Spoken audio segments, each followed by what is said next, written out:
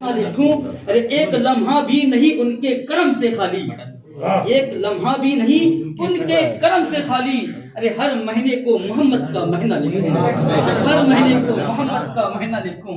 اور اعلیٰ حضرت فرماتے ہیں ارے وہ جو نہ تھے تو کچھ نہ ہو، وہ جو نہ ہو تو کچھ نہ ہو، وہ جو نہ تھے تو کچھ نہ تھے، وہ جو نہ ہو تو کچھ نہ ہو، جان ہے وہ جہان کی، ارے جان ہے تو جہان ہے، بے شک بے شک، آئے ہے سبحان اللہ۔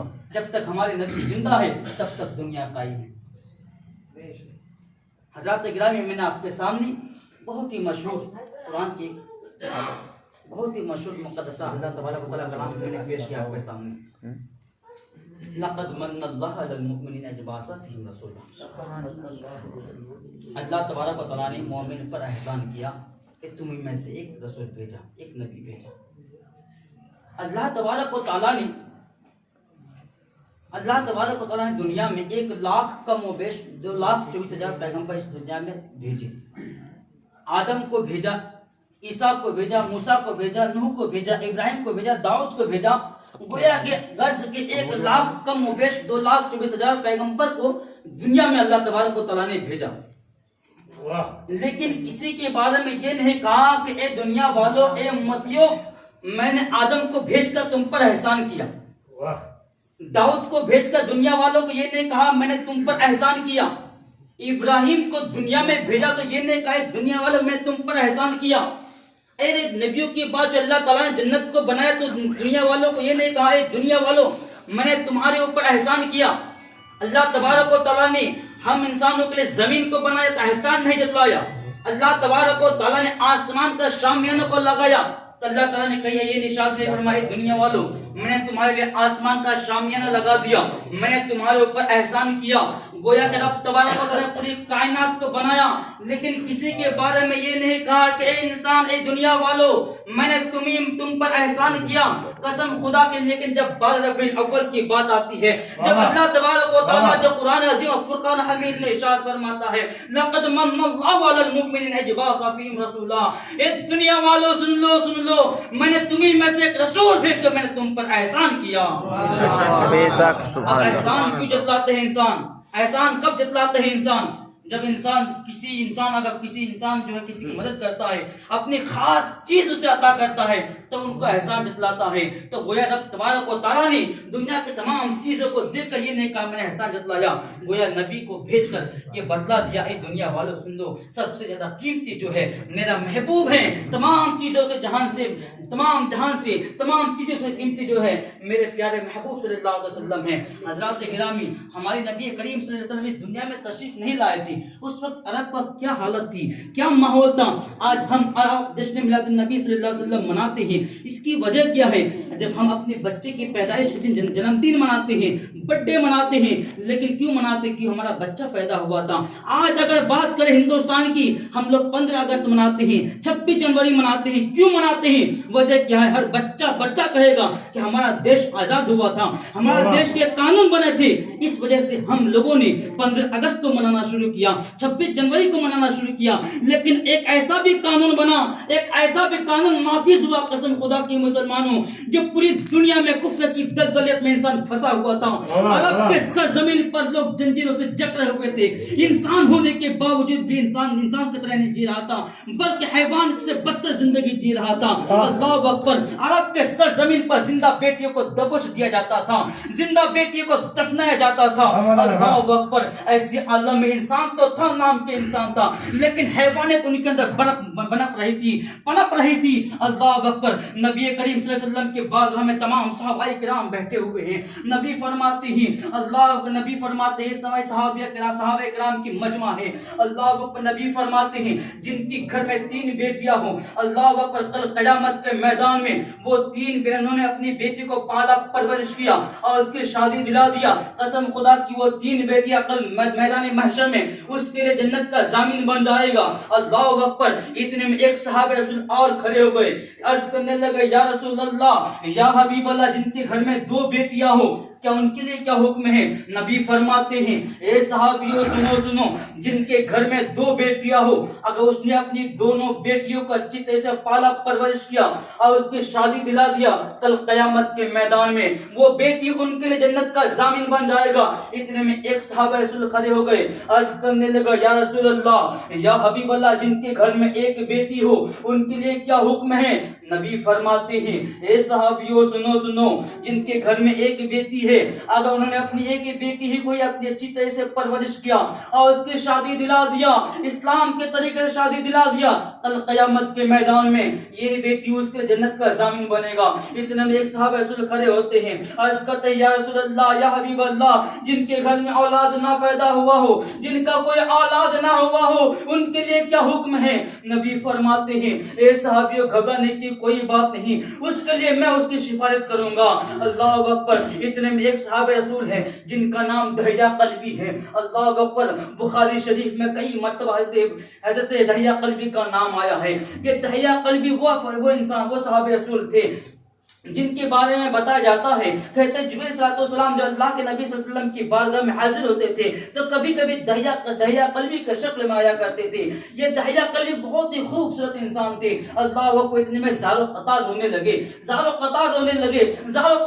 लगे। नबी फरमाते हैं, ए दहिया कल्बी, तुम क्यों रो रहे हो? रोने का सबब क्या है? रोने की वजह क्या है? अल्लाह अकबर। कहते दहिया कल्बी फरमाते हैं, या रसूल अल्लाह, या हबीब अल्लाह, हमसे मत पूछिए, मुझसे बर्दाश्त नहीं होगा। नबी फरमाते हैं, दहिया कल्बी, बताओ क्या बात है? अल्लाह अकबर। दहिया कल्बी ज़ारो कतार रोने लगते हैं, अर्ज करते हैं, या रसूल अल्लाह, या हबीब अल्लाह, मुझे अपना गुजरा हुआ जमाना याद आ रहा है, मुझे अपना पास्ट याद आ रहा है। अल्लाह अकबर। नबी फरमाते हैं, दहिया कल्बी, बताओ आखिर तुम्हारे साथ क्या हुआ था? अल्लाह अकबर। हजरत दहिया कल्बी फरमाते हैं, या रसूल अल्लाह, या हबीब अल्लाह, अभी मैं इस्लाम लाया नहीं था, अभी मैं इस्लाम से दूर था। उस वक्त मुझे इंसानियत का तो इंसान तो मैं था, लेकिन मैं इंसानियत से वाकिफ नहीं था। या रसूल अल्लाह, या हबीब अल्लाह, मेरे घर में जब मेरी शादी हुई और मैं जब जो है तिजारत के सामान लेकर बाहर जाने लगा, मैंने अपनी बीवी से कहा, मेरी बीवी सुनो सुनो, तुम्हारे पेट में जो बच्चा पल रहा है, अगर वो बच्चा बेटा पैदा हो, बहुत ही लाड वो प्यार के साथ पालना, अगर वो बेटी पैदा हो, उसे गले दबोच कर मार देना। अल्लाह अकबर। मैं निकल गया तिजारत के लिए निकल गया। आप 1 महीना गुजरा, 2 महीना गुजरा, इतने में जब अमल का वक्त आया, उसकी बीबी ने देखा कि अगर बाप का वो नसीहत था, शोहर का ये कहते गया था कि अगर बेटा पैदा हो, बहुत लाडो प्यार से पालना, अगर बेटी पैदा उसे गले दबोच कर मार देना। अल्लाह अकबर। इतना कहकर चला गया। और जब हमल का वक्त हुआ, जब बच्चा पैदा हुआ तो माँ क्या देखती है? जब आंखें खोल कर देखती है तो बजाय बेटा के बेटी पैदा हुआ। कसम खुदा की माँ ने सोचा, अगर मैं इसे क्या करूं, अगर मैं अभी नहीं मारता हूं तो मेरा शोहर आएगा और आने के बाद इसे मार डालेगा। अल्लाह अकबर। माँ ने हाथ ही बढ़ाया था।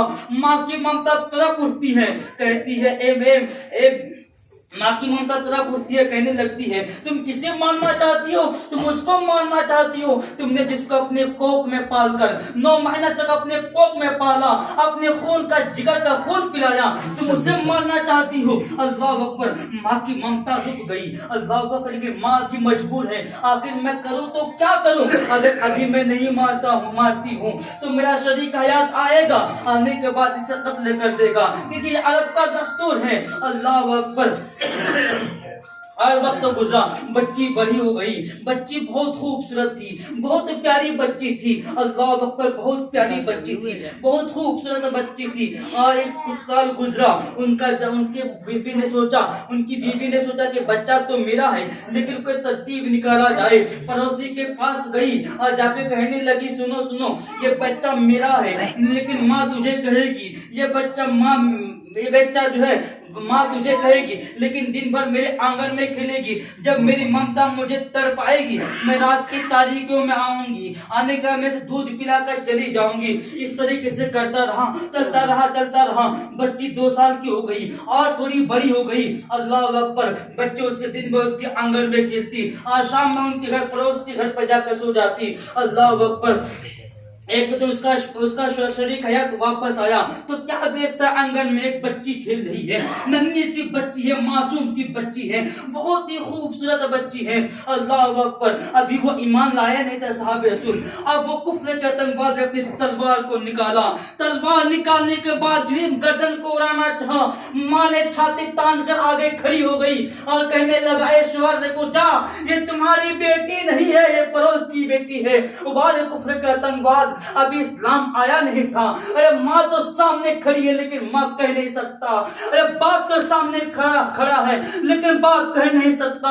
अल्लाह अकबर, अल्लाह अकबर। लेकिन माँ कहने लगी कि सुनो, ये तुम्हारा बेटी नहीं है, ये पड़ोस की बेटी है। मैंने अपनी बेटी पैदा हुआ था, मैंने गले दबोच कर मार दिया। मैं इस बच्ची को देखती हूँ, मुझे तसल्ली मिल जाती है, इसलिए मैं इसे दिन भर अपने आंगन में खिलवाती हूँ। अल्लाह अकबर। बाप ने सोचा हो सकता है बाप ने उसकी बात को सही मान लिया, उस बच्ची से बहुत ज्यादा प्यार करने लगा, बहुत ज्यादा उल्फत करने लगा। एक दिन गुजरा, 2 दिन गुजरा, जब कुछ दिन गुजरने लगे, माँ सोचने लगी शायद अब ये बच्ची से बहुत मोहब्बत करने लगा हो सकता है अब ये बच्ची को ना दफनाने का इरादा बदल गया हो। अल्लाह अकबर। एक दिन रात की बात थी, बीबी ने कहा, ए मेरे शरीक हयात, आज मैं तुझे एक राज से हम राज करना चाहती हूँ। अल्लाह अकबर। कहने बताओ क्या बात है। कहने लगा, तुम जिस बच्ची से प्यार करती हो, तुम जिस बच्ची को भाई बना चाहते हो, जिसको तुम पड़ोस की बेटी समझ कर पालते हो, वो कोई और नहीं बल्कि तुम्हारी बेटी है। अल्लाह अकबर। अब उनके दिल में जो मोहब्बत थी, अब वो मोहब्बत नफरत में बदल गई। कहा ठीक है कोई बात नहीं, सुबह सुबह मुझे तैयार कर देना, अपनी बेटी को तैयार कर देना और इससे मैं जो है कल दावत में लेके जाऊंगा। अल्लाह अकबर। सुबह होती है, माँ बच्ची को अच्छी तरह से कपड़ा पहनाती है, कपड़ा पहनाती है। कपड़ा पहनाने के बाद अब उस बच्ची को दावत के बहाने से लेके जाने लगता है। अल्लाह अकबर। रास्ते में जा रहे हैं, बेटी पूछ रही, अब्बा जान मुझे कहाँ लेके जा रहे हो, अब्बा जान मुझे कहाँ लेके जा रहे हो। अल्लाह अकबर। वो इंसान कहता है,